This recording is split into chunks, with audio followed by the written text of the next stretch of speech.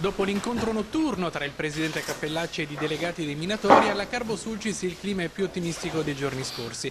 La proroga oltre la data del 31 dicembre è per il presidente della regione un elemento importante. La proroga serve per avere lo spazio necessario per arrivare serenamente alla scadenza e per fare questo aggiornamento.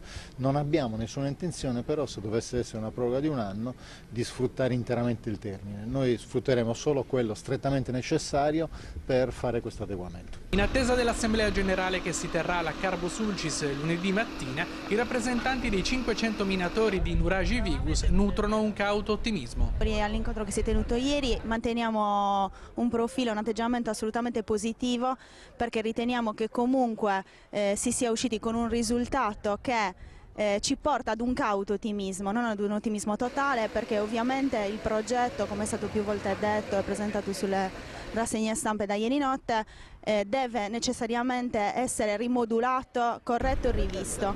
Fino a domani rimane l'occupazione delle gallerie, ma da lunedì rimarrà solo un piccolo presidio, soprattutto per la gestione degli impianti di sicurezza delle gallerie.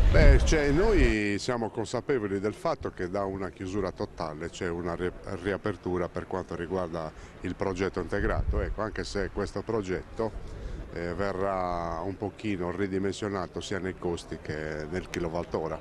Noi non abbasseremo la guardia.